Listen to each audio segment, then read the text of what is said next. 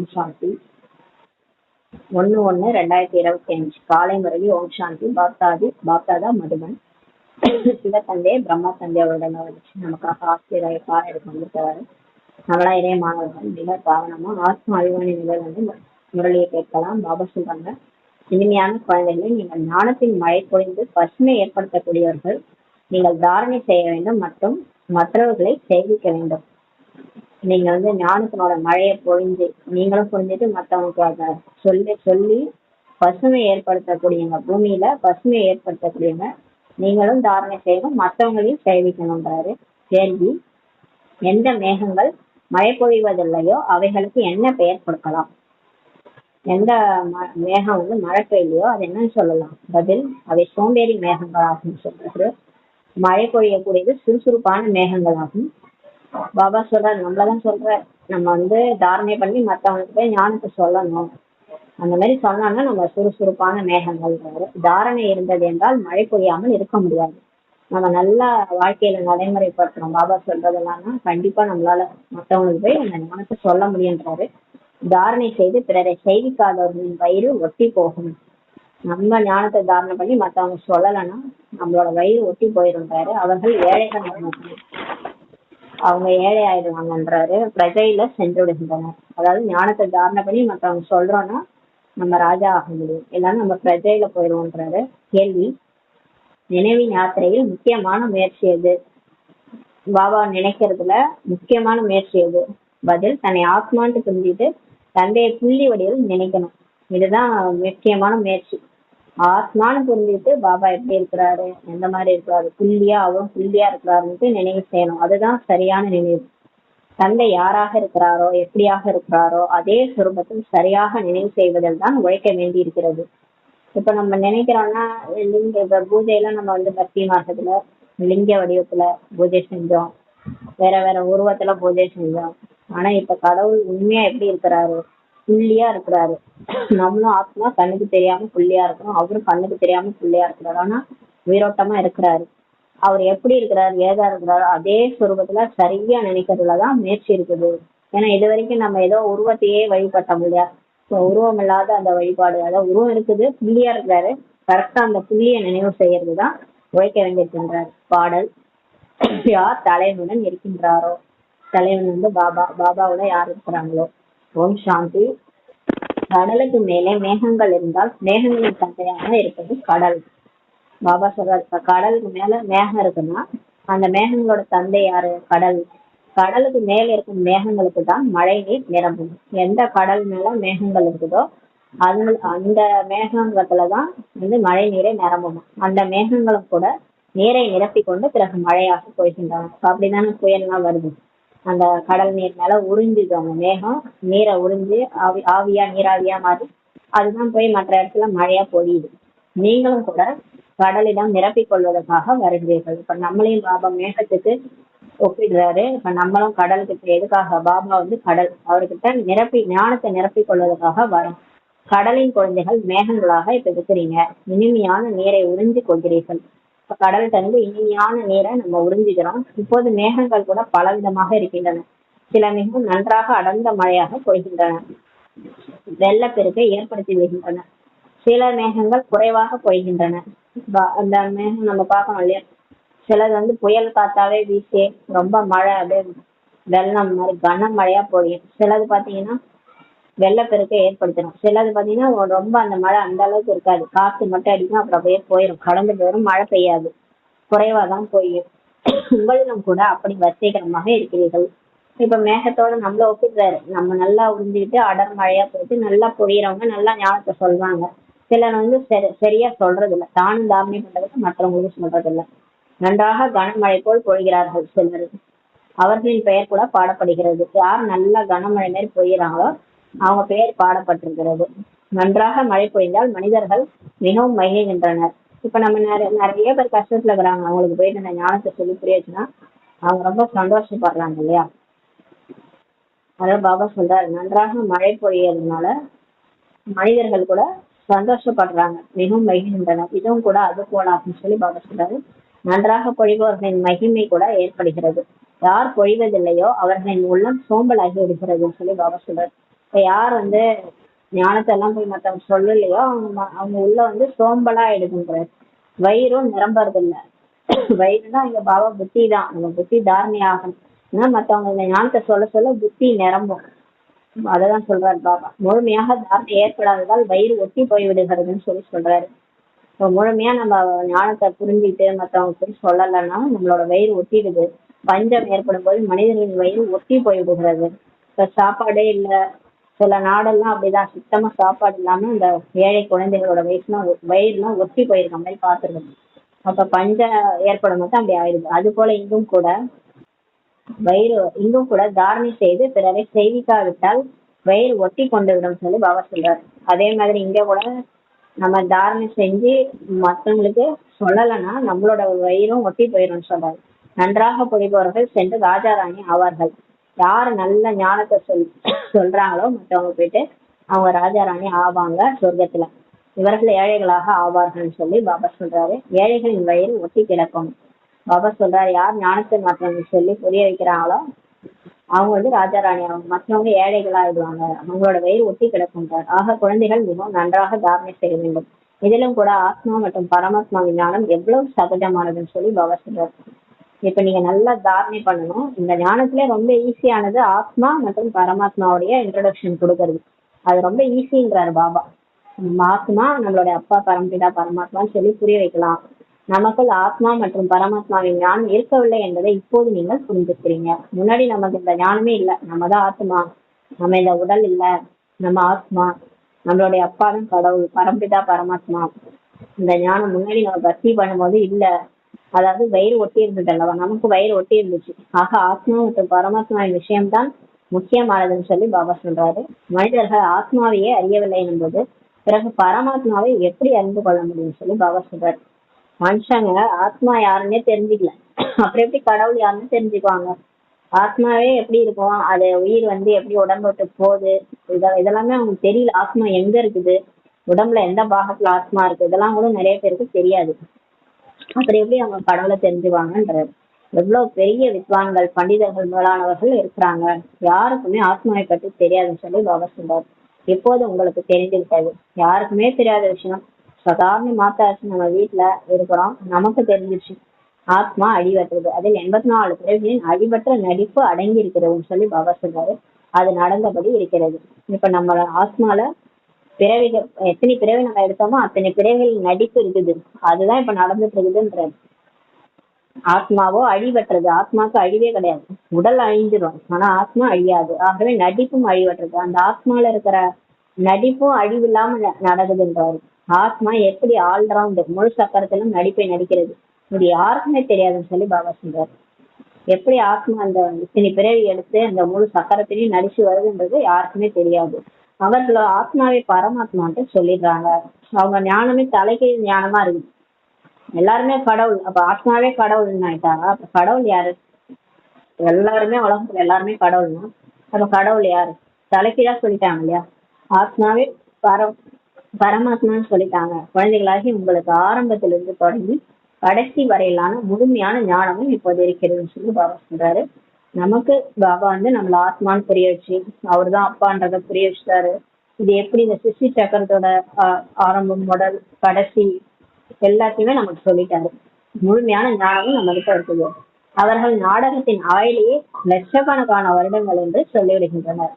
அவங்க வந்து வெளி உலகத்துல சாஸ்திரங்கள்ல படிச்சுட்டு இந்த டிராமா வந்து மொத்தமா லட்சக்கணக்கான ஆண்டுகள், இன்னும் கழிவு இவ்வளவு வருஷம் அப்படி இப்படி சொல்லிட்டாங்க. இப்போது உங்களுக்கு முழு ஞானமும் கிடைத்திருக்குன்னு சொல்லி பாபா சொல்றாரு. தந்தையால் உருவாக்கப்பட்ட ஞான யஜ்ஞத்தில் முழு உலகமும் சுவாகா ஆக உள்ளது என நீங்கள் அறிவீர்கள். இப்ப நமக்கு தெரியும், இப்ப பாபாவே வந்து இந்த ருத்ர ஞான யஜ்ஞத்தை படைச்சிருக்கிறார். இதன் மூலமா இந்த முழு உலகமே இப்ப அர்ப்பணம் ஆக போகுதுன்றது நமக்கு தெரியும். ஆகையால் தேகத்துடன் சேர்த்து அனைத்தையும் நீங்க இப்ப மறந்துடுங்கன்னு சொல்லி பாபா சொல்றாரு.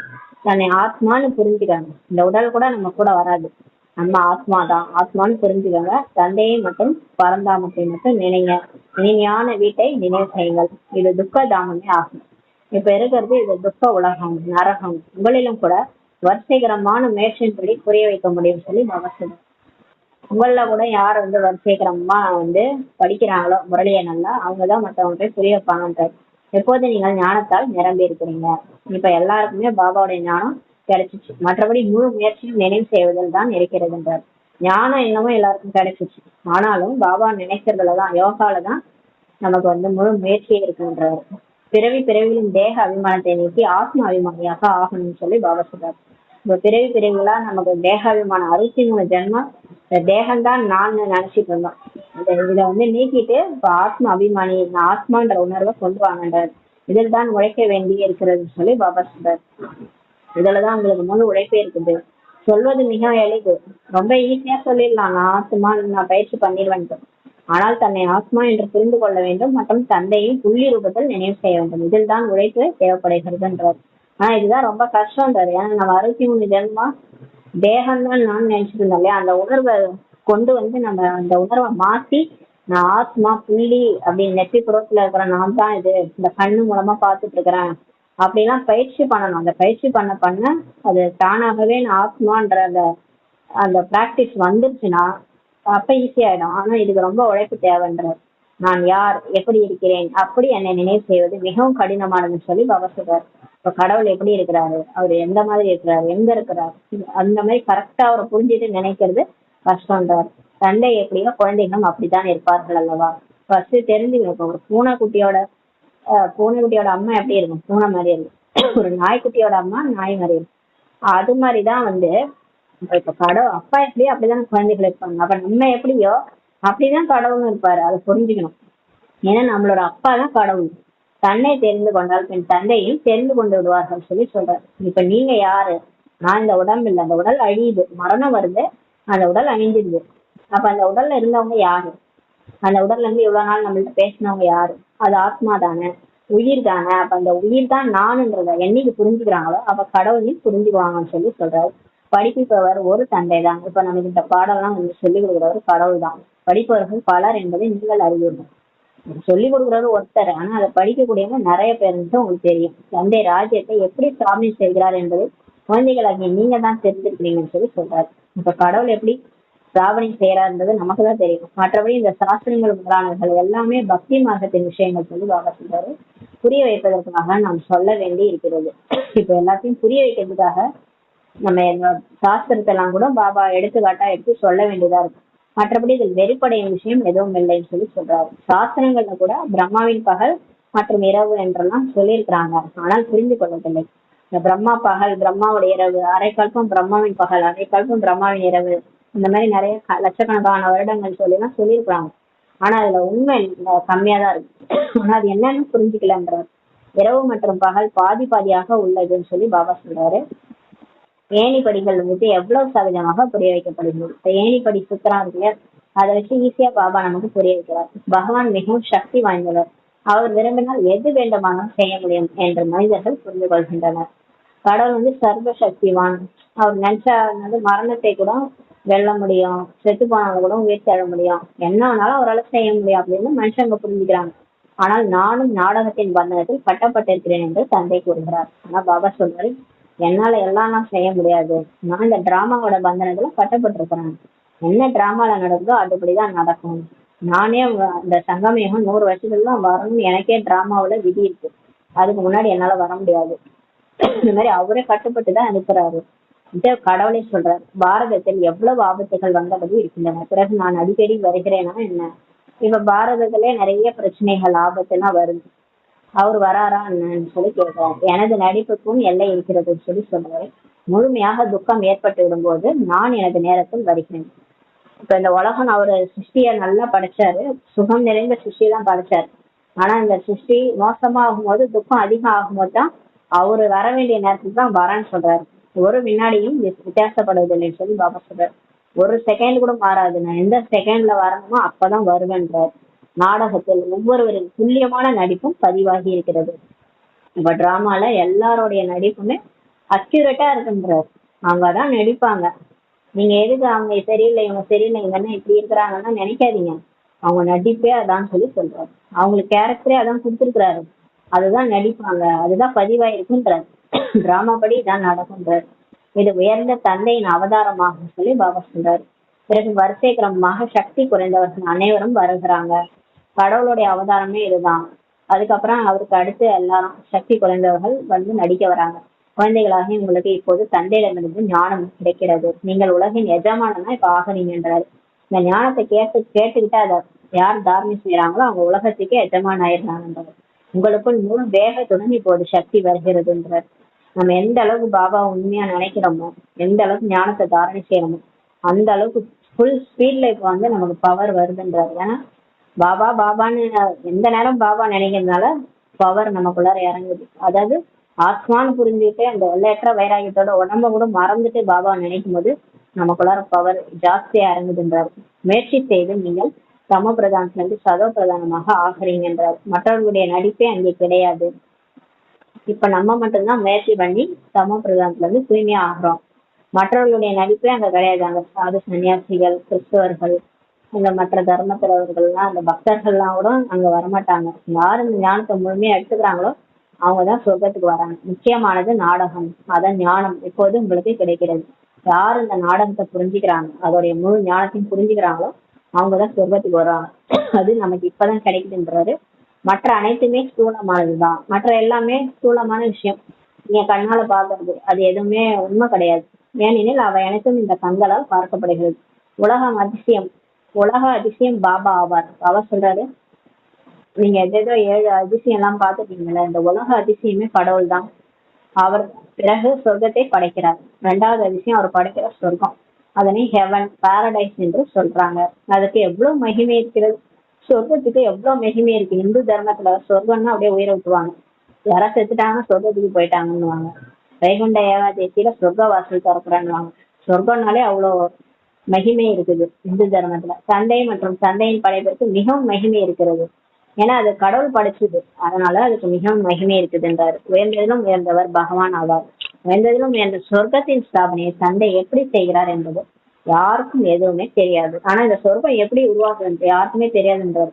இனிமேல இனிமையான குழந்தைகளாகிய நீங்களும் கூட வரிசை கிரமமான முயற்சியின்படி அறிவீர்கள் மற்றும் அதன் அடிப்படையில் தான் பதவியும் அடையிறீங்கன்னு சொல்றாரு. நீங்க வரிசை கிரமமா தான் இந்த முயற்சி அடையிறீங்க, முயற்சிப்படிதான் தெரிஞ்சிருக்கீங்க. அதன் அடிப்படையில் தான் நீங்க பதவியும் போய் அங்க சொர்க்கத்துல அடையிறீங்க. யார் முயற்சி செய்கின்றனரோ அது நாடகத்தின்படிதான் செய்கின்றனர் சொல்லி சொல்றாரு. இப்ப யாரெல்லாம் எவ்வளவு முயற்சி செய்யறாங்களோ அது டிராமா படிதான் செய்யறாங்கன்றார். முயற்சி இன்றி எதுவுமே கிடைக்காதுன்னு சொல்லி பாபா சொல்றாரு. ஆனா முயற்சி செய்யாம சொல்லுவாங்கல்ல, பக்கத்துல தண்ணி இருந்தா கூட நம்ம போய் நம்மளேதான் எடுத்து அதை குடிக்கணும். முயற்சி செஞ்சாதான் நமக்கு அது கிடைக்கும். அதனால முயற்சியின்றி எதுவுமே கிடைக்காதுன்னு சொல்றாரு. கர்மம் செய்யாமல் ஒரு வினாடியும் இருக்க முடியாது. நம்ம கர்மம் பண்ணிதான் ஆகணும். நான் சும்மாவே இருப்பேன் அப்படின்னா இருக்க முடியாது யாராலும். ஏதாவது கர்மம் செஞ்சுதான் ஆகும். மூச்சு விடுறது கூட ஒரு கர்மா தான். கர்மா செய்யாமல் ஒரு வினாடியும் இருக்க முடியாதுன்றார். அந்த அடையோகிகள் பிராணாயாமம் செய்கின்றனர், ஜடத்தை போல ஆகிவிடுகின்றனர். அவங்க சன்னியாசிகள் வீட்டை விட்டே போயிடுறாங்க. காட்டுல உட்காந்து மூச்சு பயிற்சி செஞ்சு ஜடம் மாதிரி ஆகிடுறாங்க. உள்ளே கிடப்பார்கள், மேலே மண் சேர்ந்துவிடும். உட்கார்ந்துருப்பாங்க, அவங்கள சுத்தி புத்து வந்து ஃபார்ம் ஆயிடும். மண் மீது மழை விடும்போது புல் முளைத்து விடுகிறது. அதுக்கப்புறம் அந்த புத்து மேல மழை பெய்யும் போது அவங்கள சுத்தி புல்லு முளைச்சிருக்கு. ஆனால் இதனால் எந்த லாபமும் கிடையாது. பாபா சொல்றாரு, இந்த மாதிரி உட்காந்து ஜடம் மாதிரி உட்காந்து அது மேல புல்லு முளைச்சி இதனால ஒரு லாபமும் கிடையாது. அவங்க வந்து சொர்க்கத்துக்கு போறாங்களா இல்ல முக்தி அடைய போறாங்களா, எதுவுமே கிடையாது. திரும்ப இங்கேதான் வந்து பிறப்பாங்க. எவ்வளவு நாள் இப்படி அமர்ந்திருக்க முடியும்? பாபா சொல்றாரு, எவ்வளவு நாளைக்கு இதே மாதிரி காட்டுல நம்ம புத்துல உட்கார்ந்து இருக்க முடியும்? கர்மம் கண்டிப்பாக செய்யதான் வேண்டும் சொல்லி பாபா சொல்றாரு. கர்ம சன்னியாசியாக யாரும் ஆக முடியாது. கண்டிப்பா கர்மா செஞ்சுதான் ஆகணும். அவங்கவுங்க கர்மாவுக்கு பலன் அவங்கவுங்க செஞ்சுதான் ஆகணும். மூச்சு விடுறது கூட ஒரு கர்மா தான். கர்ம சன்னியாசியாக யாருமே ஆக முடியாது. கர்மத்தையே நான் வந்து சன்னியாசம் பண்ணிட்டேன், எந்த கர்மம் எனக்கு எதுவுமே கிடையாது, கணக்கு வழக்கே கிடையாது அப்படின்ட்டு நம்ம எதுல இருந்து தப்பிச்சு ஓட முடியாது. எல்லாத்தையும் முடிச்சாதான் நம்ம வந்து பரந்தாமத்துக்கே போக முடியும். உணவு முதலானவை தயாரிப்பதில்லை, ஆகையால் அவர்களை கர்ம சன்னியாசி என்று சொல்லிவிடுகிறார். அவங்க என்ன சொல்றாங்கன்னா, வீட்டை விட்டு வெளியே போயிட்டாங்க இல்லையா, அவங்களுக்கு எந்த வேலையும் கிடையாது. உணவுலாம் கூட அவங்க செய்ய மாட்டாங்க. அவங்க மூச்சு காட்டுலயே வாழ்வாங்க. சில சன்னியாசிகள், சிலர் வந்து வெளியில இருந்து பிச்சை எடுத்து கூட சாப்பிடுவாங்க, வாங்கி கூட சாப்பிடுவாங்க. அந்த மாதிரி சிலர் இருப்பாங்க. அதனால அவங்க உணவுலாம் சமைக்கிறது இல்லைன்றதுனால கர்ம சன்னியாசிட்டு அவங்க சொல்லிடுறாங்க. நாடகத்தில் அவர்களுடைய இந்த நடிப்பு கூட இருக்கிறதுன்னு சொல்லி சொல்றாரு. சிலருக்கு அவங்களுக்கு இந்த மாதிரியே இருக்குதுன்ற டிராமால சன்னியாச தர்மத்துல அவங்க அந்த மாதிரி இருக்கிறாங்க. அவங்களுடைய நடிப்பே இப்படிதான் பதிவாயிருக்குன்றாரு. இந்த துறவர மார்க்கத்தவர்களும் கூட இல்லாவிட்டால் பாரதத்தின் நிலை என்ன ஆகுதுன்னு சொல்லி சொல்றாரு. இந்த மாதிரி சன்னியாசிகள் அவங்க தூய்மையா இருக்கிறாங்க காட்டுல போயிட்டு, அவங்களும் இல்லைன்னா பாரதம் இன்னும் கீழ்நிலைக்கு போயிருக்கின்றாரு. பாரதம் முதல் நம்பர் தூய்மையானதாக ஒரு காலத்துல இருந்தது. அங்கதான் தேவதைகள் வாழ்ந்தாங்க. தந்தை முதலாக தூய்மையை தான் ஸ்தாபனை செய்கிறார். அதன் பிறகுதான் அரைக்கல்ப காலம் நடக்கிறது. சத்தியகத்தில் ஒரு தர்மம் ஒரு ராஜ்யம் தான் இருந்ததுன்னு சொல்லி சொல்றாரு. ஒரு காலத்துல சொர்க்கத்துல ஒரே தர்மம் ஒரே ராஜ்யம் தான் இருந்துச்சு. பிறகு தெய்வீக ராஜ்யம் இப்போது மீண்டும் ஸ்தாபனை ஆயிட்டு இருக்குன்னு சொல்லி பாபா சொல்றாரு. இப்படி நல்ல நல்ல ஸ்லோகங்களை உருவாக்கி மனிதர்களை வெளிப்படைய செய்ய வேண்டும். இப்படி பாபா என்னென்னலாம் ஸ்லோகன் சொல்றாரோ அதெல்லாம் எழுதி வச்சு நிறைய பேருக்கு சொல்லி அவங்கள எல்லாரையும் விழிப்படைய வைக்கணும்ன்றார். மீண்டும் தெய்வீக ராஜ்யத்தை வந்து அடையுங்கள். இப்போது நீங்கள் எவ்வளவு நல்ல விதமாக புரிந்து கொள்கிறீர்கள். நம்ம சொல்லணும், இந்த மாதிரி பாபா வந்து ஸ்தாபனை பண்றாரு, மீண்டும் அந்த தெய்வீக ராஜ்யத்தை அடையுங்கள். இந்த மாதிரி எல்லாம் எழுதி வச்சு மத்தவங்க விழிப்படைய செய்யணும். இப்போது நீங்க எப்படி நல்ல விதமா புரிஞ்சுக்கிட்டீங்க. கிருஷ்ணரை ஷியாம் சுந்தர் என ஏன் சொல்கின்றனர் என்பதையும் இப்போது நீங்கள் அறிவீர்கள். ஷியாம்னா வந்து கருப்பு, சுந்தர்னா அழகு. இது கருப்பா இருந்த கிருஷ்ணர் தான் அழகா ஆகுறாரு. இத கூட நம்ம ஏன் சொல்றோம், இந்த கிருஷ்ணர் வந்து 84 பிறவி எடுத்து பிரம்மாவா ஆகுறாரு, கருப்பாயிடுறாரு. அப்புறம் அவரே அந்த ஞானத்தை அடைஞ்சு வெள்ளையா அழகாயிடுறாரு. இதுதான் நம்ம இப்ப இதை நம்ம புரிஞ்சுக்கிட்டோம். பாபா சொல்லிதான் நம்ம புரிஞ்சுக்கிட்டோம். அதனாலதான் ஏன் கருப்பா கிருஷ்ணர் இருக்கிறாரு, வெள்ளையா கிருஷ்ணரும் இருக்கிறாரு, இதெல்லாம் நம்ம புரிஞ்சுக்காம இருந்தா இப்ப புரிஞ்சுக்கிட்டோம். இன்றைய நாட்களில் நிறைய பேர் இப்படி பெயரை வைத்து விடுகின்றனர், கிருஷ்ணருடன் போட்டியிடுகின்றனர். இப்ப கலியுகத்துல எல்லாமே கிருஷ்ணர்னு பேர் வச்சுக்கிறாங்க, கிருஷ்ணரோட போட்டியிடுறாங்கன்றார். தூய்மையற்ற ராஜாக்கள் தூய்மையான ராஜாக்கள் முன்பாக சென்று எப்படி தலைவணங்குகின்றது என்பதை நீங்கள் அறிவீர்கள் சொல்லி சொல்றாரு. துவாபரயுகத்துல இருந்தே லட்சுமி நாராயணன் முன்னாடி போயிட்டு ராஜாக்கள் தான் தலை வணங்கினாங்க. ஆனால் கொஞ்சமும் அவர்களுக்கு புரிவதில்லை. பூஜைக்குரியவர்கள் தான் பூஜாரிகள் ஆகின்றனர் என்று குழந்தைகளாக்கி நீங்கள் தான் அறிவீர்கள். ஆனா நமக்கே வந்து இந்த கடைசி பிரிவுல கூட நம்ம புரிஞ்சுக்கல, நம்ம தான் அந்த மாதிரி இருந்தோம், நம்ம இப்படி ஆயிட்டோன்றது. அதனால யாருமே புரிஞ்சுக்கல, பூஜைக்குரியவர்கள் தான் இப்படி பூஜாரி ஆகிறாங்கன்றத, மறுபிறவை எடுத்து இப்படி ஆயிடுறாங்கன்றத புரிஞ்சுக்கல. எப்போது உங்கள் புத்தியில் முழு சக்கரமும் இருக்கிறது என்றார் பாபா. இது நினைவில் இருந்தாலும் கூட நிலை மிகவும் நன்றாக இருக்கும். இந்த சக்கரம் புத்தியில சுரண்டுட்டே இருந்து நான் தான் அதுவே நான் தான் இப்படி ஆயிட்டேன், இந்த மாதிரி உங்க நினைவு இருந்தா கூட நல்லா நிலை வந்து நல்லா இருக்கும்ன்றாரு. அதாவது நான் ஒரு காலத்துல தேவதையா இருந்தேன், இந்த நினைவு இருந்தா கூட உங்க நிலை நல்லா இருக்கும்ன்றாரு. ஆனால் மாயை சிந்தனை செய்ய விடுவதில்லை. ஆனா இந்த உலகாய விஷயங்கள் நமக்கு டெய்லி ஓடுற விஷயங்கள் இருக்குல்ல, அது வந்து நம்மள இந்த மாதிரி ஒரு ஹையஸ்டான திங்கிங்க கொண்டு வரவே விட மாட்டேங்குது, நம்மள சிந்தனை பண்ணவே விட மாட்டேங்குதுன்னு சொல்லி சொல்றாரு. மறக்கடித்து விடுகின்றது, அடிக்கடி மறந்துடுறோம். பாபா என்ன பாடம் சொல்லி கொடுக்குறாரோ அது ஒரு பாடமாவே இருந்தது, அது வந்து நம்ம உள்ளுணர்வுல கொண்டு வர விட மாட்டேங்குது மாயம், நம்மள மறக்கடிக்குதுன்றாரு. எப்போதும் மகிழ்ந்த முகத்தின் நிலை தோற்றம் இருந்தாலும் கூட உங்களை தேவதைகள் என்று சொல்லலாம் சொல்லி சொல்றாரு. நம்ம முகம் வந்து அப்படியே மலர்ச்சியா இருக்கணும், மலர்ந்த முகமா ரமணீகரமா இருந்துச்சுன்னா நம்மள தேவதைகள் என்று சொல்லலாம்ன்றாரு. லட்சுமி நாராயணன் படத்தை பார்த்து எவ்வளவு குஷி அடைந்து வருகின்றனர். கோயில்ல எல்லாம் போறோம், லட்சுமி நாராயணன் பார்க்கவே அழகா இருக்கும் அந்த போட்டோவே, அதை பார்த்தே நிறைய பேர் குஷி அடைகிறாங்க. ராதா கிருஷ்ணர் அல்லது ராமன் முதலானவர்களை பார்த்து இவ்வளவு குஷி அடைவதில்லை. ஏனெனில் ஸ்ரீகிருஷ்ணருக்கு தான் சாஸ்திரங்களில் குழப்பங்களின் விஷயங்களை எழுதி உள்ளனர். பாருங்க, ராதாகிருஷ்ணர் படம் ராமர் படத்துலாம் கூட அந்த அளவுக்கு குஷி வர்றதில்ல. ஆனா லட்சுமி நாராயணன் பார்த்தாதான் குஷி வருது. ஏன்னா ஸ்ரீகிருஷ்ணருக்கு தான் சாஸ்திரத்துல எவ்வளவு விஷயம், அவருக்கு 16,108 ராணி, அவரு ராதையை கல்யாணம் பண்ணார், ருக்மிணி கல்யாணம் பண்ணார், எதேதோ எழுதிட்டு வெண்ணையை திருடினாரு, அவர் வந்து இந்த மாதிரி எல்லாம் பண்ணாரு, திருடன் என்னென்னமோ சொல்லிட்டாங்க, அவர் மண்ணு சாப்பிட்டாருன்னு அதெல்லாம் எழுதி வச்சிருக்காங்க. இந்த பாபா பிரம்மா பாபா கூட ஸ்ரீ நாராயணன் ஆகிறார் அல்லவா. இந்த பிரம்மா பாபா இருக்குல்ல, அது உடல்ல சிவபாபா வந்து அவர் பாடம் எடுக்கிறாரு, அவர் ஃபர்ஸ்ட் கிளாஸ்ல பாஸ் ஆகி போறாரு, அதனால அவரு தான் போயிட்டு சொர்க்கத்துல நாராயணன் ஆகுறாரு அல்லவான்னு சொல்லி கேட்கிறார். பாபா இந்த லட்சுமி நாராயணன் படத்தை பார்த்து குஷி அடைகிறார். இந்த பிரம்மா பாபாவே லட்சுமி நாராயண் படத்தை பார்த்து குஷி அடைகிறார். குழந்தைகள் கூட எப்படி புரிந்து கொள்ள வேண்டும், இன்னும் எவ்வளவு சமயம் இந்த பழைய சிறுத்தில் இருப்போம், பிறகு சென்று இளவரசன் ஆக போகிறோம். பாபா சொல்றாரு, இந்த மாதிரி புரிஞ்சுக்கோங்க, இன்னும் எவ்வளவு காலத்துக்கு தான் நம்ம இந்த உடல்ல இருக்க போறோம், நம்மளும் ஆத்மா இந்த உடலை விட்டு போயிருவோம், போய் நம்ம அடுத்த பிறவி சொர்க்கத்துல இளவரசன் ஆக போக புரிஞ்சுக்காங்க. இது லட்சியம் அல்லவா, நம்மளுடைய ஏமே இதுதான்றார். இதையும் கூட நீங்கள் மட்டுமே அறிவீர்கள். இதெல்லாம் நமக்கு மட்டும்தான் தெரியும், வெளி உலகத்துல இருக்கிறவங்க நம்மள சாதாரணமா தான் பார்ப்பாங்க, நமக்கு தான் இந்த ஞானம் புரியுது இல்லையா, நமக்கு மட்டும்தான் இதெல்லாம் தெரியுன்றார். குஷியில் எவ்வளவு குதூகலம் அடைய வேண்டும், அப்படியே நமக்கு தலைக்கால் புரியக்கூடாது, இந்த மாதிரி விஷயம் கடவுளே வந்து எனக்கு சொல்றாரு. எந்த அளவு படிக்கிறீர்களோ அந்த அளவு எந்த பதவி நீங்க அடைவீங்க, படிக்காவிட்டால் என்ன பதவி கிடைக்கும்னு சொல்லி பாபா சொல்றார். படிக்கணும், அதை மத்தவங்க நம்ம வாழ்க்கையில தாரணை பண்ணணும், அதை மத்தவங்களுக்கு சொல்லணும். அப்பதான் உயர்ந்த பதவி அடைவீங்க. படிக்கலைன்னா என்ன பதவி கிடைக்கும்னு சொல்லி பாபா கேட்கிறார். எங்கே உலகின் மகாராஜா மகாராணி, எங்கே பணக்காரர்கள் பிரஜைகளின் வேலைக்காரர்கள்? பாபா சொல்ற பதவி பாருங்க. உலகத்துக்கே மகாராஜா மகாராணியா போயிட்டு சிம்மாசனத்துல உட்காருது எப்படி, ரெட்டை கிரீடத்தோட. இல்ல சாதாரணமா ஒரு மூலையில போய் பணக்காரனா இருக்கிறது, பிரஜையா இருக்கிறது, இல்ல பிரஜையோட வேலைக்காரரா இருக்கிறது, அது எப்படி? பாபா கேட்கிறாரு. இருக்கிறதுல எத்தனை பதவியோ இருக்குது சொர்க்கத்துல, ஆனா எந்த பதவி நல்லா இருக்கும் யோசிச்சு பாருங்கன்ற. படிக்கலைன்னா சாதாரண பதவி தான் அடைவீங்க. ஒரே பாடம் தான், ஆனா இதுலதான் எல்லாருமே உருவாகுறாங்க. இந்த 4 பக்கம் பேஜ் முரளி தான், இதை படிச்சுதான் ராஜா ஆகுறாங்க, ராணி ஆகுறாங்க, வேலைக்காரனாவும் ஆகுறாங்க.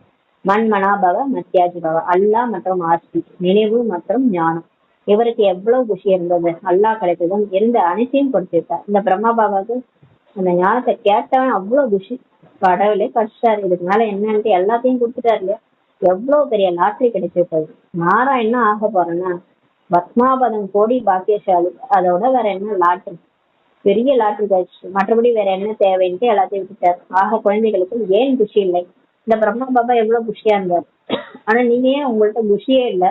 ஆகையால் பாபா சொல்கிறார், இது போன்ற டிரான்ஸ்லைட்டால் ஆன ஒளியூட்டப்பட்ட படங்கள் அனைவருக்காகவும் உருவாக்க வேண்டும். இப்ப சென்ட்ரல்லாம் டிரான்ஸ்லைட்டோட படம் பிரம்மா பாபா போட்டோ, சிவபாபா போட்டோ வச்சுருக்காங்க. அது மாதிரி நீங்க ஒளியூட்டப்பட்ட படங்களை எல்லாருக்காகவும் உருவாக்கணும். அதனை கண்டு குழந்தைகள் குஷி அடைவார்கள். இன்னும் போக போக வருவாங்க, பாபாவுக்காக உயிரே விடக்கூடிய பிகேஸ் வருவாங்க. அவ்வளவு கடவுளை உருகி உருகி வெளியில பக்தி எல்லாம் பண்ணிட்டு இருக்காங்க நிறைய பேர், சிவ பக்தர்கள். அவங்களுக்குலாம் ஞானம் கிடைச்சதுன்னா வந்துருவாங்க, பிகே ஆயிடுவாங்க. பிகே ஆகும்போது பயங்கர குஷி அடைவாங்க இந்த போட்டோவெல்லாம் பார்த்து. சிவபாபா பிரம்மாவின் மூலம் நமக்கு இந்த ஆசையை கொடுத்து கொண்டிருக்கிறார். இப்ப கடவுளே இந்த பிரம்மா மூலமா ஆசை கொடுக்கிறாரு. மனிதர்களுக்கு ஒன்றும் தெரியாது, ஆனா வெளி உலகத்தினருக்கு ஒண்ணுமே தெரியாது. முழுக்க முழுக்க துச்ச புத்தியோடர்களாக இருக்கிறாங்க. இந்த காசு பணம், இந்த அல்ப கால ஆசை, இதுல எல்லாம் போயிட்டு துச்ச புத்தியுடர்களாக இருக்கிறாங்க. இப்போது நீங்கள் துச்ச புத்தியிலிருந்து சுத்தமான புத்தியுடர்களாக ஆகி கொண்டிருக்கிறீங்கன்னு சொல்லி பாபா சொல்றாரு. இப்போ நீங்க துச்ச புத்தியில இருந்து நம்மளும் ஒரு காலத்துல அப்படி இருந்தோம், இப்ப அதுல இருந்து மாறி சுத்தமான புத்தியுள்ளவர்களாக ஆகிட்டு இருக்கிறோம். அனைத்தையும் அறிந்து கொண்டு விட்டீர்கள் சொல்லி பாபா சொல்றாரு. வேற எதையும் படிக்க வேண்டிய அவசியமே இல்லை. இப்ப எல்லாத்தையும் நம்ம புரிஞ்சுக்கிட்டோம், வேற எதையும் படிக்கணும்ன்ற அவசியமே நமக்கு கிடையாது. இந்த படிப்பின் மூலம் உங்களுக்கு உலகின் அரசாட்சியே இப்ப கிடைக்கிறது. ஆகையால் தந்தையை ஞானம் நிறைந்தவர் என்று சொல்கின்றனர் சொல்லி பாபா சொல்றாரு. இந்த இந்த படிப்பு படிச்சாலே போதும், நம்ம உலகத்தினுடைய அரசனா ஆயிடலாம். ஆகையால கடவுளை நம்ம ஞானம் நிறைந்தவர் சொல்றோம். பிறகு ஒவ்வொருவரின் மனதையும் அறிந்தவர் என்று மனிதர்கள் புரிந்து கொள்கிறாங்க. கடவுளுக்கு உலகத்துல என்ன நடக்குது, அடுத்து என்ன நடக்க போகுது, ஏற்கனவே என்ன நடக்குது, இதுதான் தெரியும். மற்றபடி ஒவ்வொரு மனசுக்குள்ள என்ன இருக்குன்னா கடவுள் தெரியாது. நம்ம மனசுல என்ன இருக்குன்னா அவருக்கு தெரியாது. அவர் சர்வவியாபி, எல்லாருக்குள்ளாரையும் இருக்கிறாரு, எல்லாமே அவருக்கு தெரியும். எனக்கு என்ன வேணும்னு அவருக்கு தெரியும். நான் 800 கோடி பேர் இருக்கிறாங்க, அதையும் தாண்டி கோடிக்கணக்கான ஜனங்க மனசுல என்ன இருக்குன்னு அவரு எப்படி புரிஞ்சுக்குவாரு? அதனால அவருக்கு எல்லா மனசையெல்லாம் தெரியாது சொல்றாரு. ஆனால் தந்தை ஞானத்தை தான் கொடுக்கிறார். இன்னும் நன்றாக படிக்கின்றனர் என்று ஆசிரியர் புரிந்து கொள்ள முடியும். ஆனா அவர் பார்க்கும்போதே தெரியும்ல, ஒரு ஸ்கூல்ல ஒரு டீச்சர் இருக்காங்கன்னா இந்த பையன் நல்லா படிக்கிறான், இந்த பையன் படிக்கல அப்படின்றத பார்த்தே கண்டுபிடிச்சிடுவாங்க. அது மாதிரி கடவுளால சொல்ல முடியும் யார் நல்லா படிக்கிறாங்க, யாரும் சரியா படிக்கிறது இல்லைன்னு. மற்றபடி முழு நாளிலும் இவர்களின் புத்தியில் என்ன நடக்கிறது என்பதை அமர்ந்து பார்க்க போவதில்லை. ஆனாலும் பாபா இவங்க ஃபுல் டே என்ன நினைக்கிறாங்களா, என்னதான் பண்ணிட்டு இருக்காங்க, நம்ம கோபப்படுறாங்க, 5 விகாரத்துல போறாங்களான்னு பாபா நம்மளையே பார்த்துட்டு இருக்க மாட்டாரு. நம்ம சொன்னாதான் அவருக்கு தெரியும் நம்மளோட நோய் என்ன, நமக்கு என்ன பிரச்சனை, நமக்கு என்ன 5 விகாரத்துல எதுல நம்ம மாட்டிட்டு இருக்கிறோம், நமக்கு பற்றுல மாட்டிட்டு இருக்கிறோமா, கோபப்படுறோமா, இல்ல நாள் முழுதும் வெட்டியா பேசிட்டு இருக்கிறோமா, உடல் உணர்வுலயே நம்ம இருக்கிறோமா, இதெல்லாம் பாபா உட்காந்து பார்க்க மாட்டாரு. நம்மளே தான் சொல்லணும். நைட்டு தூங்கும் போது பாபாட்ட எழுதணும், பாபா எனக்கு இந்த மாதிரி பிரச்சனை எல்லாம் இருக்கு, நான் இந்த மாதிரி எல்லாம் பண்றோம் பாபா, நான் சரியில்லை பாபா அப்படின்னு நம்மளே தான் எழுதணும். அப்பதான் அவருக்கு தெரியும். அதனால முழு நாளும் இன்னைக்கு நம்ம புத்தியில என்ன ஓடுதுன்னா அவர் அமர்ந்து பார்க்க மாட்டார். இது அதிசயமான நாடகமாகின்றாரு. தந்தை ஞான கடல், சுகம் அமைதியின் கடல் என்று சொல்லப்படுகிறார். கடவுளதான் ஞானத்துல கடல்ன்றோம், சுகம் அமைதி எல்லாத்துலயும் கடலா இருக்கிறார். எது வேணுமோ நமக்கு கொடுப்பாரு.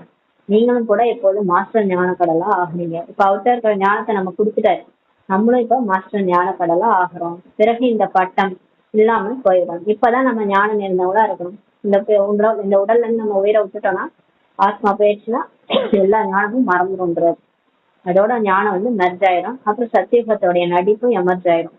அதுக்கப்புறம் 5000 வருஷம் கழிச்சுதான் இந்த ஞானம் திரும்ப நமக்கு கிடைக்கும். பிறகு அனைத்து குணங்களும் நிரம்பியவரா ஆயிடுவீங்க. இந்த ஞானம் நிரம்பிட்டீங்கன்னா, இந்த உடலை விட்டு போயிட்டீங்கன்னா எல்லா குணங்களும் நிரம்பியவர், 16 கலைகள் நிரம்பவரா நீங்க ஆக போறீங்கன்றாரு. இது மனிதரின் உயர்ந்த பதவி ஆகும் சொல்றாரு. நம்ம எவ்வளவு ஞானம் எடுக்கிறோமோ அந்த அளவுக்கு நமக்கு 16 கலை நிரம்பி நம்ம உயர்ந்த பதவி அடைகின்றார். இந்த சமயம் இது ஈஸ்வரிய பதவி ஆகும்.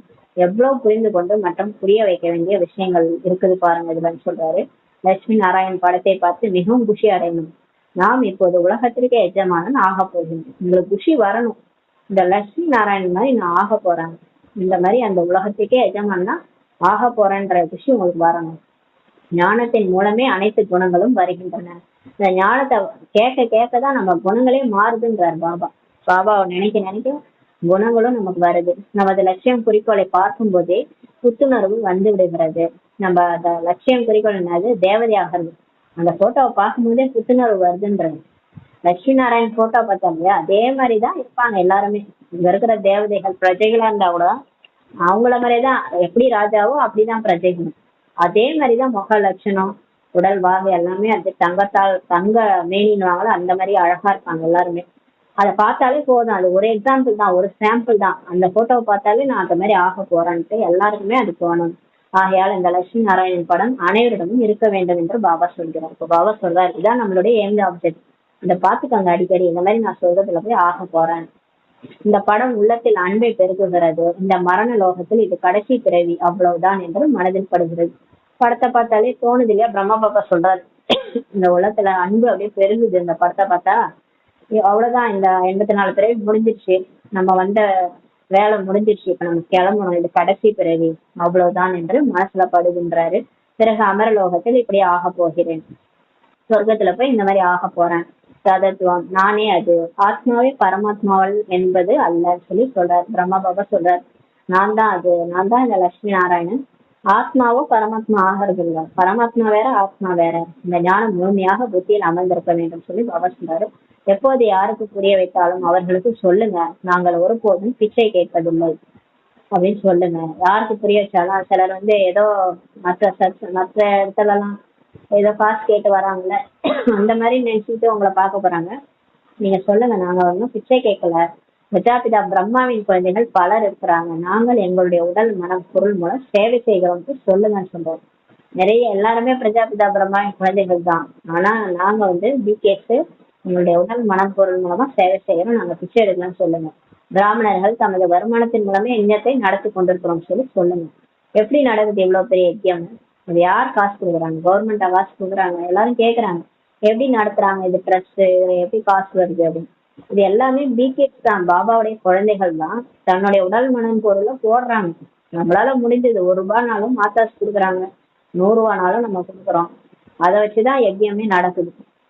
தமது வருமானத்தின் மூலமே யஜ்யத்தை நடத்தி கொண்டிருக்கிறோம் சொல்லி சொல்லுங்க. சூத்திரர்களின் பணத்தை பயன்படுத்த முடியாது, பிராமணர்களுடைய பணத்தை தான் பயன்படுத்த முடியும். பிகேஸ் பணத்தை தான் பயன்படுத்த முடியும், நான் பிகேஸ் பயன்படுத்த முடியாதுன்னு சொல்லுங்க.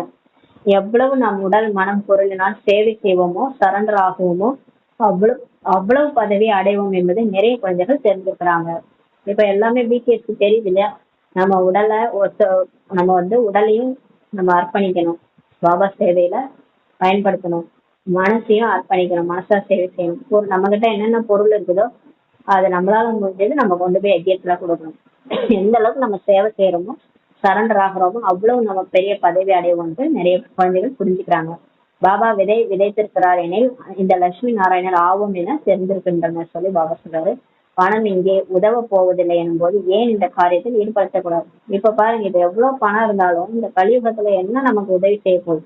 திடீர்னு வெள்ளம் வந்து அடிச்சுட்டு போயிட போகுது, அதுக்கப்புறம் பணம் எங்க உதவி செய்ய போகுது? இங்க எவ்வளவு பணம் வச்சிருந்தாலும் ஒண்ணுத்துக்கும் ஆகாது. அப்புறம் ஏன் நம்ம நல்ல காரியத்துல ஈடுபடுத்தக்கூடாது? பாபா சேவையில பயன்படுத்தணும்னு சொல்லி நிறைய குழந்தைகள் புரிஞ்சுக்கிறாங்க. பிறகு சமர்ப்பணம் ஆகிறவர்கள் பட்டினியால் இறந்து விடுகிறார்களா என்ன? பிறகு இங்க வந்து பாபா கிட்ட வராங்க இல்லையா, பாபா கிட்ட வந்து சிஸ்டருங்க சில பிரதர்ங்க சரண்டர் ஆகணும். அவங்க என்ன பட்டினியால இருந்துடுறாங்கன்னா மிகவும் நல்ல கவனிப்பு கிடைத்து கொண்டுதான் இருக்கிறது. இன்னும் இன்றளவும் பாபா வந்து கவனிச்சுதான் இருக்கிறாரு. பண்டாரம் நிரம்பிட்டுதான் இருக்கு. எல்லாருமே பட்டினியால ஒருத்தவங்க தான் பிகே கஷ்டப்பட்டாங்கன்னா சொல்லவே முடியாது. எல்லாருக்குமே பாபா நல்ல கவனிப்பு கொடுக்குறாரு. பாபாவுக்கு எவ்வளவு கவனிப்பு இருந்து கொண்டிருக்கிறது. பிரம்மா பாபா கூட எவ்வளவு கவனிப்பு. இவர் சிவபாபாவின் ரதம் அல்லவா. இந்த பிரம்மா பாபா சிவபாபாவுடைய ரதம். அதுதான் சிவபாபாவே வராது. முழு உலகையும் சொர்க்கமாக்குபவரே சிவபாபா தான். இவர் அழகான பிரியாணி ஆவார். இந்த சிவபாபா அழகான பிரியாணி. 100 வருஷத்துக்கு தான் வராரு. இவர் உடல்ல வந்துட்டு ஞானத்தை சொல்லிட்டு போயிடுறாரு.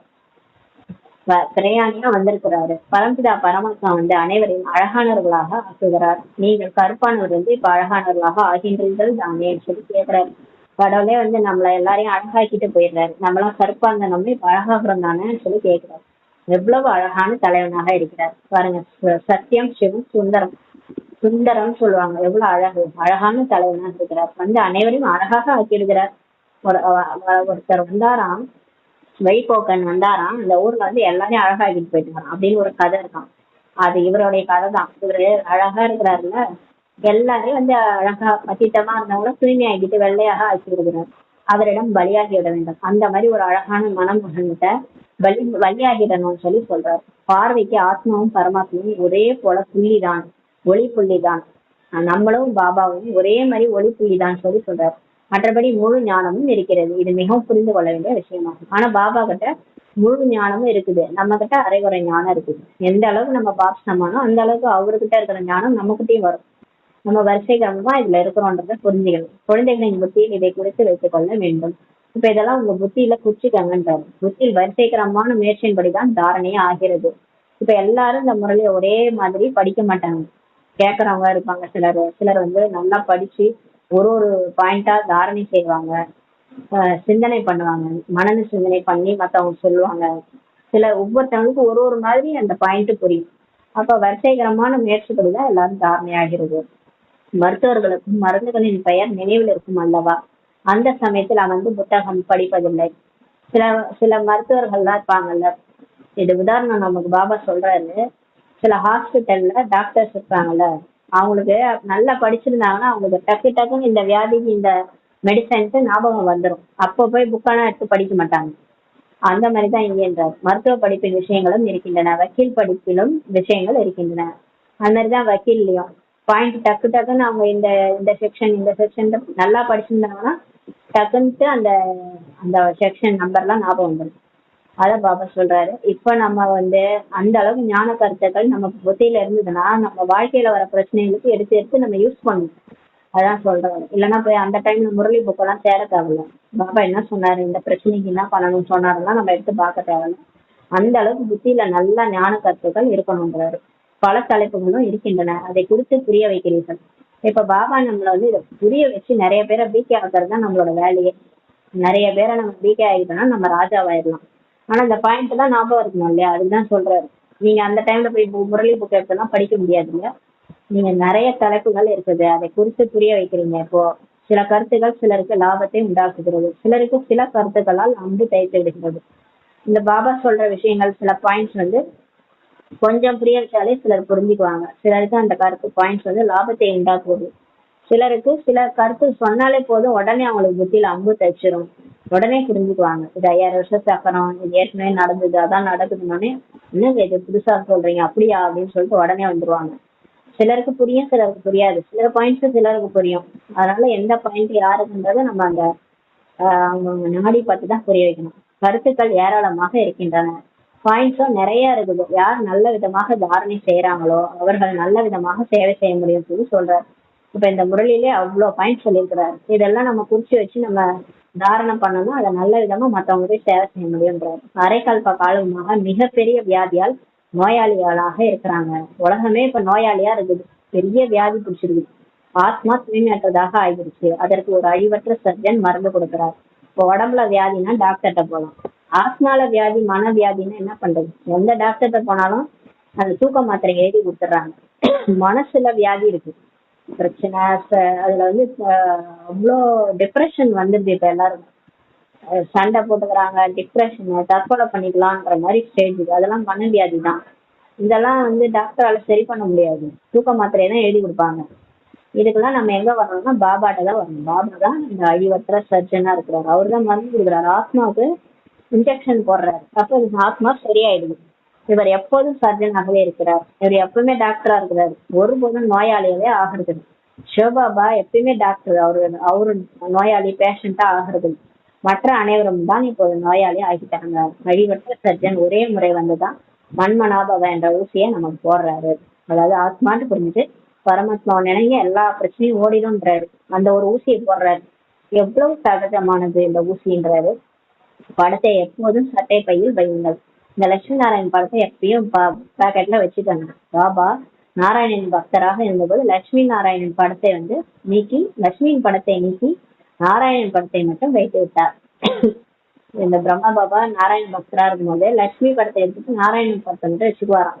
இப்போது யாருக்கு பூஜை செய்து கொண்டிருந்தோமோ அவராகவே ஆகி கொண்டிருக்கிறோம் என்பது தெரிந்துவிட்டது. இப்ப தெரிஞ்சுட்டாரு, ஐயோ நம்ம நாராயணன் தான் பூஜை செஞ்சோம், கடைசியில அவராவே நம்ம ஆக போறோம்ட்டு. லட்சுமிக்கு விடை கொடுத்து விட்டார் என்பது நான் லட்சுமி ஆக போவதில்லை என்பது உறுதியாகிவிட்டது. அவரு இந்த லட்சுமியை அப்பவே பக்தி மாசத்துல கட் பண்ணிட்டு வெறும் நாராயணன் போட்டோ மட்டும் வச்சிருந்தாருங்க. அப்பவே அவரு புரிஞ்சுட்டாராம், நம்ம நாராயணன் தான் ஆக போறோம், நம்ம லட்சுமி ஆக மாட்டோம்ட்டு அவருக்கு புரிஞ்சிச்சான். லட்சுமி அமர்ந்து காலை அமுக்குவது என்பது நன்றாக இருக்கவில்லை. அவர் அந்த லட்சுமி உட்காந்து காலை அமுக்கி விடுற மாதிரி ஒரு நாராயணன் படம் இருந்துச்சு. அது அவருக்கு பிடிக்கல. அதாவது ஒரு அடிமையா ஒரு பெண் இருக்கிறது அவருக்கு பிடிக்கல. அவரை பார்த்து கணவன்மார்கள் மனைவிமார்களே காலை அமுக்க வைத்தனர். அந்த பக்தி மார்க்கத்துல அந்த படத்தை பார்த்துட்டு இந்த பெண்ன்றவங்க அந்த கணவன் காலை அமைக்க விடணுன்ற மாதிரி சொல்லிட்டாங்க. அங்கே சத்தியபத்துல அந்த மாதிரி எல்லாம் கிடையாது. லட்சுமி இப்படி கால் அமுக்கெல்லாம் மாட்டாங்க. ரெண்டு பேரும் ஆத்மா உணர்வு சரிசமமா தான் இருப்பாங்க. ஒருத்தவங்க அடிமையா ஒருத்தவங்க இதுவெல்லாம் இருக்க மாட்டாங்க. அது மாதிரிலாம் கால் அமுக்க மாட்டாங்க. இந்த பழக்கம் அங்கே கிடையாது. இந்த பழக்கம் ராவண ராஜ்யத்தினுடையது அப்படின்னு சொல்லி பாபா சொல்றாரு. இந்த படங்களில் அனைத்து ஞானமுமே இருக்கிறது. மேலே திருமூர்த்தியே இருக்கிறாரு. இந்த ஞானத்தை முழு நாளும் சிந்தனை செய்து மிகவும் அதிசயம் ஏற்படுகிறது என்றார். இப்ப பாபாவுடைய படங்கள் எல்லாத்தையும் நம்ம பார்த்து அதை சிந்தனை பண்ணும்போது அந்த ஞானம் முழு ஞானமும் நம்ம புத்தியில வரும். அப்ப மிகவும் அதிசயம் ஏற்படுதுன்றார். பாரதம் இப்போது சொர்க்கமாக ஆகி கொண்டிருக்கின்றது. எவ்வளவு நல்ல விழிப்புணர்வுன்னு சொல்லி பாபா சொல்றது. மனிதர்களின் புத்தியில் ஏன் பதிவதில்லை என்றே தெரியவில்லை. பாபாவே சொல்ற, இவ்வளவு தூரம் நம்ம ஞானத்தை சொல்லி புரிய வச்சாலும் மனுஷங்க புத்தியில ஏன் பதிய மாட்டேங்குன்னு தெரியலன்றார். மிகவும் வேகமாக தீப்பற்ற போகிறது, வைக்கோலில் தீப்பற்ற போகிறதுன்னு சொல்லி பாபா சொல்றாரு. இப்ப உலகம் விநாசம் நடக்க போகுது, ராவணராஜ்யம் கண்டிப்பாக முடிய வேண்டும் சொல்லி பாபா சொல்றாரு. எண்ணத்திலும் தூய்மையான பிராமணர்கள் தேவை. இருந்தாலும் இப்ப நம்ம ருத்ர ஞான யஜ்ஞத்துல தூய்மையா இருக்கிற பிராமணர்கள் தேவைன்றார். இது முழு உலகம் தூய்மையை கொண்டு வருவதற்கான மிகப்பெரிய எக்ஸாம் சொல்லி பாபா சொல்றாரு.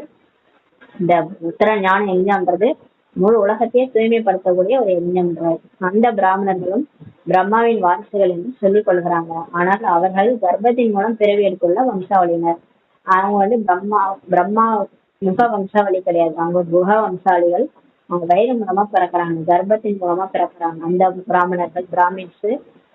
ஆனா நம்ம பிரம்மா வாய் வழி வம்சாவளியினர். நம்ம தான் பிரம்மாவின் வாரிசுகள், பிகேன்னு சொல்லிக்க முடியும். அவங்களால பிரம்மா குமாரின்னு சொல்லிக்க முடியாது சொல்றார் பாபா. பிரம்மாவின் குழந்தைகள் தூய்மையான வாய் வழி வம்சாவளியினராக இருந்தனர் அல்லவா. அதாவது பிரம்மா வாயிலிருந்து கொட்டினான்னு சொல்லி சாஸ்திரத்துல இருக்குது. அது நம்ம தான். அவங்க வயிற்றின் மூலமா பறக்குறாங்க, நம்ம வாய் மூலமா பறக்கிறோம். பாபா வாய் மூலமா இந்த ஞானத்தை சொல்லி புரிய வச்சு நம்மளெல்லாம் பிறக்க வச்சிருக்கிறாரு. அதனால நம்ம பிரம்மா குமாரிகள் ஆகிறோம். ஆக அவர்களுக்கு இதை புரிய வைக்க வேண்டும் சொல்லி பாபா சொல்றாங்க. நல்லது. இப்ப அந்த பிராமின்ஸ்க்கும் நீங்க இதெல்லாம் சொல்லி புரிய வைங்க. நீங்க எப்படி பிறந்திருக்கிறீங்க, நாங்க எப்படி பிறந்திருக்கிறோம், இதெல்லாம் சொல்லி புரிய வைங்க. நல்லது. இனிமையான காணாமத்தை கண்டிருக்கணும் செல்ல கொஞ்சம் தாயும் தந்தையுமான பாப்தாதாவின் அன்பு நிலைகள் மற்றும் காலை வணக்கம். ஆன்மீக கொஞ்சங்களுக்கு ஆன்மீக தாய் தந்தை நமஸ்காரம். ஆன்மீக கொஞ்சங்கள் ஆன்மீக தாய் தந்தை நமஸ்காரம். தாரணைக்கான முக்கிய சாரம். ஃபர்ஸ்ட் பாயிண்ட், தூய புத்தி உள்ளவராகி அதிசய ஞானத்தை தாரணை செய்து தந்தைக்கு சமமாக மாஸ்டர் ஞான கடல் ஆக வேண்டும். ஞானத்தின் மூலம் அனைத்து குணங்களையும் தனக்குள் தாரணை செய்ய வேண்டும். இரண்டாவது பாயிண்ட், எப்படி பாபா உடல் மனம் பொருளை சேவையில் ஈடுபடுத்தினார். பிரம்மா பாபா சமர்ப்பணம் ஆனார். அது போல தந்தைக்கு சமமாக தனது அனைத்தையும் ஈஸ்வரிய சேவை பயனுள்ளதாக ஆக்க வேண்டும். எப்போதும் புத்துணர்வுடன் இருப்பதற்காக லட்சியம் மற்றும் குறிக்கோளின் படத்தை உடன் வைத்துக் கொள்ள வேண்டும். இந்த லட்சுமி நாராயண் படத்தை எப்பவுமே பக்கத்திலே வச்சுக்கணும். இந்த பேக் கூட குத்திக்கிட்டா கூட பரவாயில்ல, அது வச்சுக்காங்கன்னு சொல்லி சொல்றாரு. வரதானம், ஏக்ர ஸ்திதி மூலம் சதா ஒரு பாபாவை பின்பற்றக்கூடிய மகிழ்ச்சி நிறைந்தவர் ஆகுக. அதாவது மனம் புத்தி ஒருங்கிணைக்கப்பட்ட ஸ்திதி, ஏக்கர ஸ்திதி. ஒரு பாபா தான் எனக்கு, வேற யாரும் கிடையாது. அந்த ஏக் ரசம், ஏக்குனா ஒண்ணு, ரசனா ஒரு ரசம், ஒரு ரசனை, ஒரே ஒரு ரசனை. இந்த ஒரு பாபா தான் என்னுடையவர். அந்த ஸ்திதி மூலமா சதா ஒரு பாபாவை மட்டும் பின்பற்றக்கூடிய மகிழ்ச்சி நிறைந்தவர் ஆகுக. இந்த வரதானம் கொடுக்குறாங்க. குழந்தைகளாகிய உங்களுக்காக பிரம்மா பாபாவின் வாழ்க்கை மிக சரியான கம்ப்யூட்டர் ஆகும். பாருங்க, பிரம்மா பாபா கம்ப்யூட்டர்னே சொல்லிட்டாரு. உங்களுக்காக பிரம்மா பாபாவுடைய வாழ்க்கையை வந்து கொடுத்துருக்கிறாரு நமக்காக. அதை பார்த்து அதை அப்படியே ஃபாலோ பண்ணுங்கன்றாரு. அது மிக சரியான கம்ப்யூட்டர்னாரு. எப்படி இப்போது கம்ப்யூட்டர் மூலம் ஒவ்வொரு கேள்விக்கான பதிலை கேட்கிறார்கள். இப்ப பாருங்களேன், ஏதாவது ஒரு ஒண்ணு புரியலன்னா உடனே கூகுள்ல தான் நம்ம போய் போன்ல கூகுள்ல போடுறோம். என்ன பிரச்சனையோ அதெல்லாம் தெரிஞ்சுக்கிறோம். கம்ப்யூட்டர் தான் நம்ம யூஸ் பண்றோம். இப்ப எப்படி இப்போது கம்ப்யூட்டர் மூலம் எல்லா கேள்விக்கும் பதில கேட்கறாங்க, அது போல மனுஷன் எப்போதெல்லாம் ஏதேனும் கேள்வி எடுக்கிறது. இப்ப இந்த ஞான மார்க்கத்துல ஏதாவது உங்களுக்கு டவுட்னா உடனே நம்ம என்ன பண்ணணும், அப்போது என்ன, ஏன், எப்படி என்பதற்கு பதிலாக உடனே நீங்க உங்க மனசுல ஏன் அப்படி நடக்குது, என்ன எப்படி நடக்குது, எப்படி இது எல்லாம் நடக்கும், இப்படி எல்லாம் கேள்வி எழும்பாம பிரம்மா பாபாவின் வாழ்க்கையை ரொம்ப கம்ப்யூட்டர்ல இருந்து பாருங்கள் சொல்றாரு. எப்படி கூகுள் மேப் எல்லாம் பாக்குறீங்க, கூகுள்ல பாக்குறீங்களோ அந்த மாதிரி உங்களுக்கு ஞான மார்க்கத்துல ஏதாவது டவுட்னா பிரம்மா பாபாவுடைய வாழ்க்கை வரலாறு எடுத்து பாருங்க. அந்த கம்ப்யூட்டர்ல பாருங்க அவர் என்ன பண்ணாருன்ட்டு. அதுதான் உங்களுக்கு ஆன்சர் சொல்றாரு. என்ன மற்றும் எப்படி என்ற கேள்வி இப்படி என்று மாறிவிடும். நீங்க என்ன கேள்வி கேக்குறீங்களே, என்ன பாபா இது, என்ன இப்படி எல்லாம் டெஸ்ட் பேப்பர் வருது, எப்படி இதை சமாளிக்கிறது, இப்படி எல்லாம் நீங்க கேக்குறீங்கல்ல, அதுக்கான கேள்விக்கு ஆன்சர் வந்து இப்படிதான் அப்படின்னு சொல்லிட்டு மாறிடும். அதாவது பிரம்மா பாபா புக்கை பார்த்தாலே தெரிஞ்சிடும். ஓ, இப்படி எல்லாம் பிரச்சனை வந்தா இப்படிதான் நடக்கணும், பிரம்மா பாபா இப்படி எல்லாம் பண்ணிருக்கிறாரு, நம்மளும் இப்படி பண்ணணும்னு சொல்லிட்டு மாறிடும்ன்றாரு. கேள்வி கேட்பவராக இருப்பதற்கு பதில் மகிழ்ச்சி நேர்ந்தவராக ஆகிவிடுவீர்கள். அப்புறம் நீங்க கேள்வியே கேட்க மாட்டீங்க. அதுக்கப்புறம் நீங்க கேள்வி கேட்கறதுக்கு பதிலா மகிழ்ச்சி நிறைந்தவரா ஆயிடுங்க. மகிழ்ச்சி நிறைந்தவர் என்றால் ஏக்கர ஸ்திதியில் ஒரு பாபாவை பின்பற்றுவார்கள். யார் மகிழ்ச்சி நிறைந்தவனா எப்பயுமே ஒரு பிரம்ம பாபாவை தான் பின்பற்றுவாங்க, ஃபாலோ பண்ணுவாங்க. அவங்க ஒரே ரசனை, ஒரு சிவபாபா தான் நினைப்பாங்க. ஏதாவது பிரச்சனைனா பிரம்ம பாபாவுடைய வாழ்க்கை வரலாறு பார்த்துக்குவாங்க, அவரையே ஃபாலோ பண்ணுவாங்கன்னு சொல்றாரு. ஸ்லோகன்: ஆத்மீக சக்தியின் ஆதாரத்தில் சதா ஆரோக்கியமாக இருப்பதற்கான அனுபவம் செய்யுங்கள். இப்ப நம்மளுடைய ஆன்ம சக்தி, ஆத்மா, இந்த ஆத்மீக சக்தியின் ஆதாரத்துல சதா ஆரோக்கியமாக, அப்பதான் நம்ம ஆரோக்கியமா இருக்க முடியும். நம்ம ஆத்மா உணர்வுல வந்துட்டோம்னா நம்மளும் நம்ம மனசும் புத்தியும் ஒழுங்கா இருக்கும், மனநிலை ஒழுங்கா இருக்கும். அதன் பிரகாரம் நம்ம உடம்பும் நல்லா இயங்கும். அப்ப ஆத்மா கிட்ட அந்த விட்டுடுங்க, அந்த உடலை எல்லாத்தையுமே அந்த ஆத்மா கிட்ட விடுங்க. அந்த ஆதாரத்தில் நீங்க இயங்கும் போது சதா ஆரோக்கியமா இருப்பீங்க. அந்த சதா ஆரோக்கியமாக இருப்பதற்கான அனுபவம் செய்யுங்கன்னு சொல்லி பாபா சொல்றாரு. விசேஷ குறிப்பு சொல்லியிருக்காங்க. பிரம்மாவின் குழந்தைகள் அனைவரும் 1 ஜனவரி முதல் 31 ஜனவரி 2025 வரை விசேஷமாக உள்முக நோக்கின் குகையில் அமர்ந்து யோக தபஸ்யா செய்தவாறு முழு உலகத்திற்கும் தங்களின் சக்திசாலி மனதின் மூலம் விசேஷமான சகாஸ் கொடுப்பதற்கான சேவை செய்யணும்.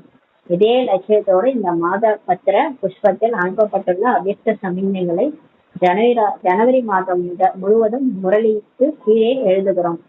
டெய்லியுமே அவ்யக்த இஷாரா வந்து ஜனவரி மாதம் முழுவதும் முரளிக்கு கீழே எழுதியிருக்கிறாங்களா. நீங்கள் அனைவரும் இந்த பாயிண்ட்கள் பற்றி விசேஷமாக ஆழமான சிந்தனை செய்து மனசா சேவையின் அனுபவி ஆக வேண்டும் சொல்லியிருக்காங்க. தனது சக்திசாலியான மனதின் மூலம் சக்தி கொடுக்கும் சேவை செய்யுங்கள்ன்றது அவ்யக்த இஷாரா கொடுத்திருக்கிறாங்க. சாந்தி தூதர்களாகிய குழந்தைகள் நீங்கள் எங்கே இருந்தாலும், நடமாடும் போதும் சுற்றி வரும் போதும் சதா தன்னை சாந்தி தூதன் என்று புரிந்து கொண்டு செல்லுங்கள். நீங்க எங்க போனாலும் சரி, நாங்கெல்லாம் அமைதி தூதுவர்கள், சாந்தி தூதுவர்கள். நம்ம யாரு? சாந்தி கடலுடைய குழந்தைகள். நான் சாந்தி தூதன் என்றதை புரிஞ்சுக்காங்க. சுயம் சாந்த சுரூபம், சக்திசாலி சுரூபத்தில் நீங்கள் நினைத்திருக்கும் போது அது மற்றவர்களுக்கும் கூட சாந்தி மற்றும் சக்தி சகாஷ் கொடுத்து கொண்டே இருக்கும் சொல்லி பாபா சொல்றாங்க. அதாவது நீங்க அந்த மாதிரி ஸ்திதியில இருக்கும்போது உங்களை சுத்தி இருக்கிறவங்களுக்கும் அந்த அமைதியும் சக்தியின் அந்த ஒளி கதிர்கள் வந்து கிடைச்சிக்கிட்டே இருக்கும் அப்படின்னு சொல்லி சொல்றாங்க. சாந்தி.